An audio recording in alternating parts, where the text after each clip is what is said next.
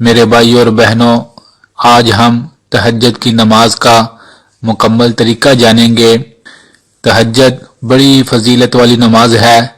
فرض نمازوں کے بعد کائنات کے رب کو جو سب سے زیادہ پسندیدہ نماز ہے وہ تہجد کی نماز ہے، اور تہجد کے وقت مانگی ہوئی دعائیں بڑی جلد اہل ایمان کے اللہ تعالیٰ قبول فرماتے ہیں۔ میرے بھائیوں اور بہنوں، تہجد کی نماز کا طریقہ بڑا آسان سا ہے۔ سب سے پہلے ہم تہجد کی نماز کے وقت کے بارے میں جان لیتے ہیں۔ تہجد کی نماز کا وقت عشاء کی نماز کے بعد سے لے کر فجر کی اذان سے پہلے تک تہجد کی نماز کا وقت ہوتا ہے۔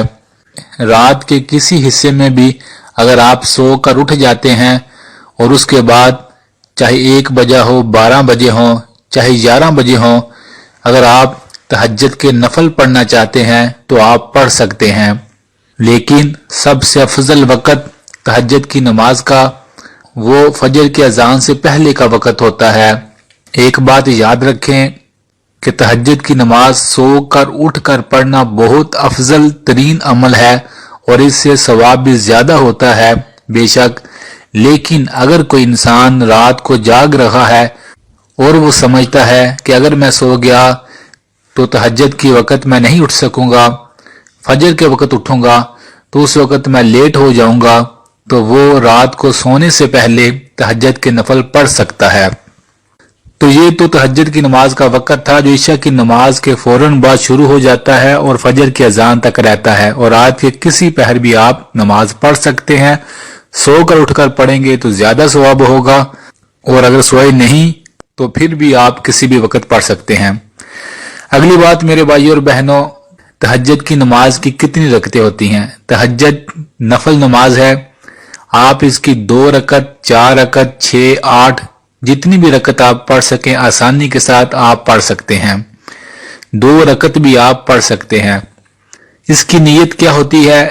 یہ نفل نماز ہے، بس آپ اپنے دل میں ارادہ کر لیں کہ آپ تہجد کی نماز 2 رکعت نفل پڑھنے لگے ہیں، اس کی یہی نیت ہوگی، اور آپ اللہ اکبر کہہ کر نماز شروع کر لیں۔ اور زبان سے بولنا یہ لازمی نہیں ہوتا نیت کا، بس انسان ذہن میں ارادہ کر لے تو یہی نیت ہوتی ہے۔ تو اس کی 2 رکعت کر کے نماز پڑھی جاتی ہے۔ اور اس میں کون سی سورت پڑھیں؟ اس میں آپ کوئی بھی سورت پڑھ سکتے ہیں۔ افضل یہ ہے، بہتر یہ ہے کہ آپ لمبی لمبی سورتیں جو آپ کو آتی ہیں آپ وہ پڑھیں۔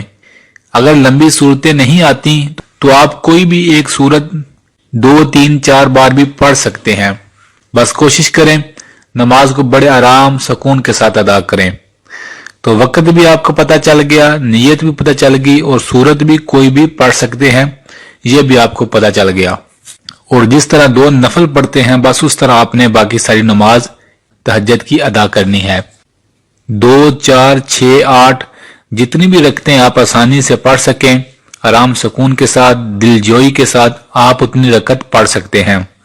تو یہ تہجد کی نماز کا آسان سا طریقہ تھا میرے بھائیوں اور بہنوں۔ اور تہجد کی نماز پڑھنے کے بعد بہت زیادہ دعائیں مانگیں، دعائیں بڑی قبول ہوتی ہیں۔ رات کا وقت ہوتا ہے، رات کو تو ویسے ہی اللہ تعالیٰ اپنے بندوں پر خاص کرم فرماتے ہیں، اور اس وقت اٹھے ہوئے ہاتھوں کی لاج رکھتے ہیں اور بندوں کی دعاؤں کو قبول فرماتے ہیں۔ تو جب بھی دعا مانگیں تمام امت کے لیے دعا مانگیں، اور دعاؤں میں ہمیں بھی ضرور یاد رکھیے گا۔